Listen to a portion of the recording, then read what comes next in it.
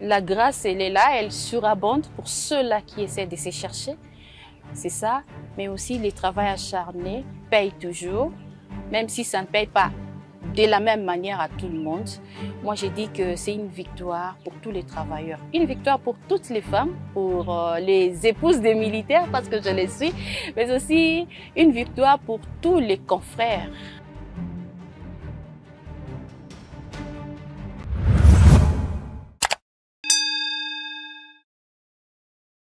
Pour la première fois de l'histoire de la province du Nord Kivu, la cellule de communication du gouverneur de la province sera dirigée par une dame, à la personne de Marie-Noël Kabuya, cette ancienne journaliste et qui continue toujours à exercer jusqu'à aujourd'hui, entre donc dans l'histoire de cette province. Nous aurons donc le plaisir de recevoir cette mastodonte de la presse, je l'appelle comme ça, pour discuter sur cette opportunité, les défis face à ces postes qu'elle va désormais occuper dans la province du Nord Kivu. Marie-Noël Kabuya, bonjour, surtout bienvenue. Bonjour, merci Blaise. Ce n'est pas toujours facile quand les journalistes on pose des questions, difficile quand on y répond. Évidemment, pendant le briefing, je vous ai dit que j'aurais de la peine parce que je suis habituée à poser des questions et non à répondre aux questions, mais je vais quand même m'exercer à faire ces devoirs pour apporter des réponses à vos questions. Déjà, pour commencer, qu'est-ce que ça vous fait d'entrer déjà dans l'histoire, à la fois de la presse, de ces femmes qui se sont distinguées, à la fois dans l'histoire de la province du Nord Kivu, d'une femme qui va désormais diriger la cellule de communication du gouverneur? D'abord, c'est un sentiment de gratitude à Dieu, mon Créateur, qui m'a donné les compétences, les facilités et toutes les grâces. Parce que si on n'a pas tous ces éléments réunis, on a de la peine à grimper les échelons. Je suis allée, en tout cas, tout doucement jusqu'à arriver à ces points. C'est aussi par beaucoup de grâces divines et par votre aide, vous, mes confrères, mes consoeurs, et ma famille et les amis. C'est important d'en parler. Votre parcours professionnel qui vous a amené aujourd'hui à être ce que vous êtes devenu. Ah.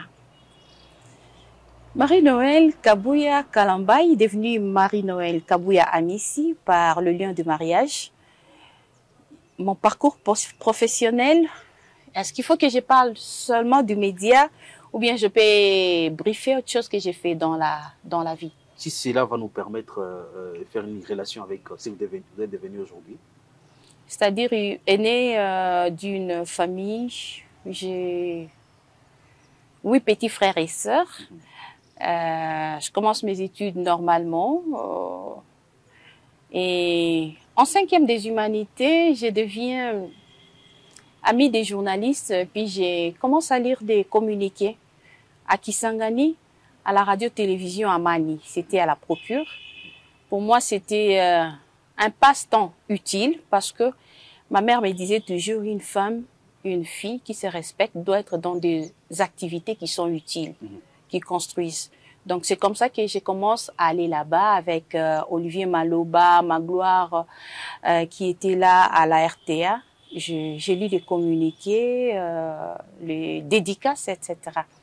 Après, pouf, bon, on quitte Kisangani, on va à Kinshasa pour que je commence mes études supérieures à l'Institut supérieur de commerce de la Gombe. Là, je rencontre un professeur d'anglais qui me dit « Tu parles bien ?»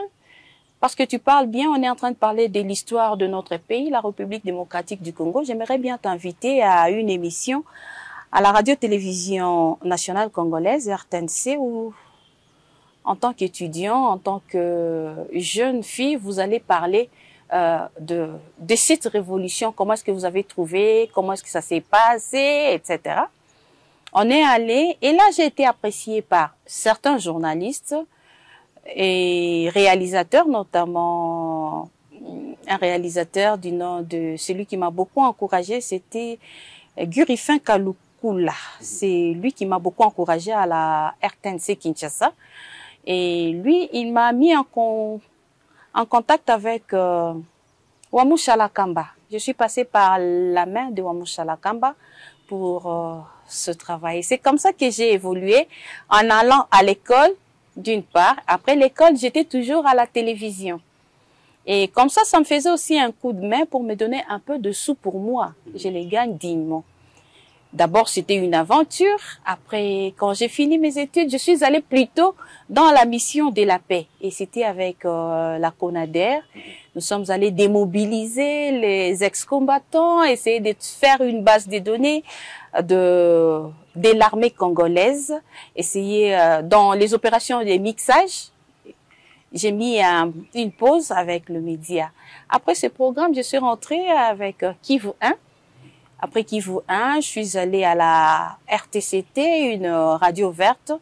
Après la radio verte, je suis allée à Michapi. J'ai mis un break avec Michapi. Je suis rentrée encore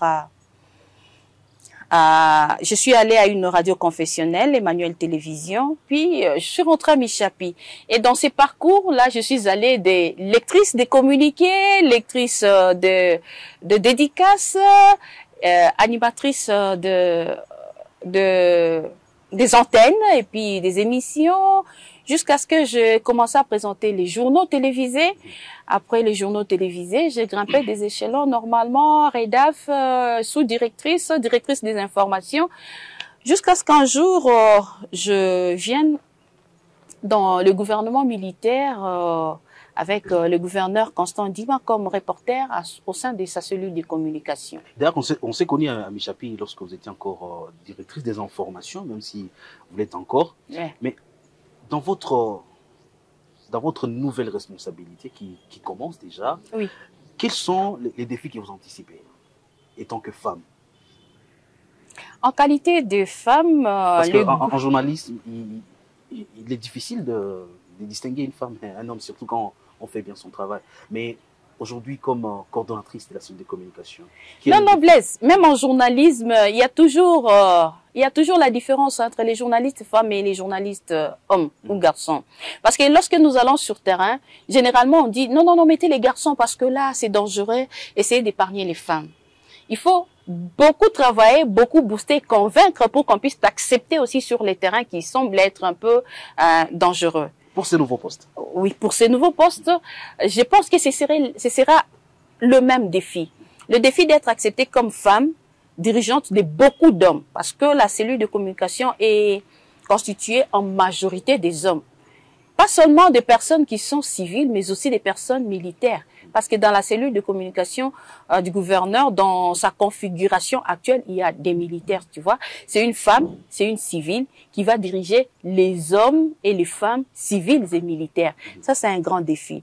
L'autre défi, c'est l'aspect où les médias naissent comme des champignons maintenant. Il y a d'abord ces médias-là qui sont contrôlés, ceux qui ne sont pas contrôlés. Il y a ceux qui se réclament journalistes, qui ne sont pas reconnus par l'UNPC. Il y en a qui disent, bon, parce que moi, j'ai la capacité d'avoir l'information à temps réel, donc je dois aussi informer. Gérer tout ce monde-là, c'est aussi un défi.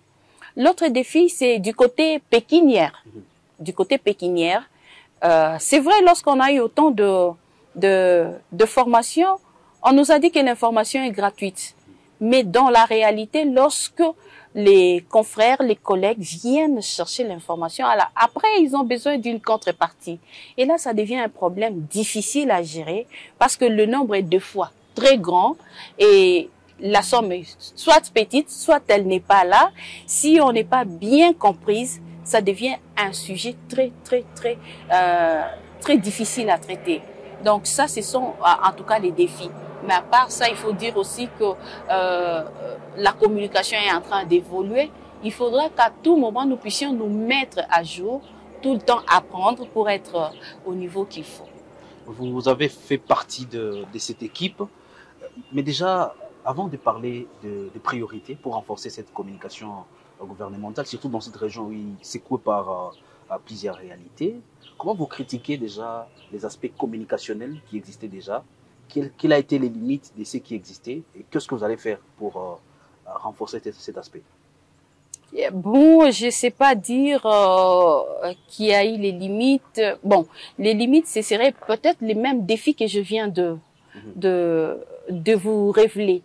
Ce sont ces défis-là que je peux appeler limites parce que, vous savez, l'être humain, lorsqu'il a tout le matériel et tous les moyens, sûrement qu'il peut aller loin. Mais la province, vous savez qu'aujourd'hui, elle est en difficulté avec cette guerre du M23. Et avec cette difficulté, on ne peut qu'avoir d'autres difficultés qui s'ajoutent à celles qu'on avait pendant la période de la paix. Alors, on va finir cette émission parce que vous avez d'autres choses à faire. Je vous ai pris quelques minutes. Alors, pour finir, comment vous prévoyez impliquer la communauté dans ce que le gouvernement est en train de faire? Parce qu'il y a plusieurs actions faites par l'autorité, mais qui ne sont pas bien communiquées par la population, ou les lamentations de la population qui n'arrivent pas aux oreilles de l'autorité. Comment vous allez s'y mettre? La cellule de communication du gouverneur n'est pas la seule voie par laquelle le gouverneur est informé de tout, ou bien la population est informée de tout. C'est-à-dire, en plus de la cellule de communication, il y a vous, nos confrères. Il y a les médias qui sont dans les réseaux sociaux. Il y a également des bouches à l'oreille. Donc, s'il faut faciliter certaines audiences, en tant que coordonnatrice de la cellule de communication, je peux voir mon collègue qui est au protocole d'État pour lui expliquer l'importance de cette audience-là et pouvoir l'arracher pour que la communion entre la communauté et les gouvernants soit permanente. Mais s'il faut aussi utiliser les nouvelles technologies de l'information, on va le faire. S'il faut aller dans les points de presse, les sensibilisations, etc. Tous les moyens qu'il faudra, si nous avons la possibilité, en tout cas, nous allons les utiliser. On va finir, madame, juste un petit message.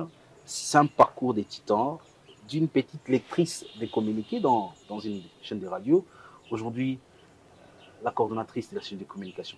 Quel message vous adressez à ceux qui pensent que ce n'est pas possible? Tout est possible à ceux qui croient, c'est ce que dit la Bible. La grâce, elle est là, elle surabonde pour ceux-là qui essaient de se chercher. C'est ça. Mais aussi, les travail acharnés payent toujours, même si ça ne paye pas de la même manière à tout le monde.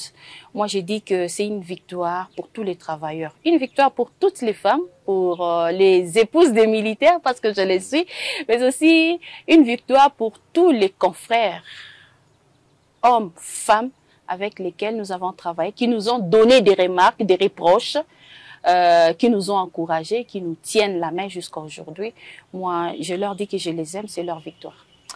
Messieurs et dames, ça sera tout pour ces moments d'échange, ces moments d'entretien. Une première émission, je l'espère, avec la nouvelle coordonnatrice de la cellule de communication du gouverneur. Merci à vous de l'avoir suivi.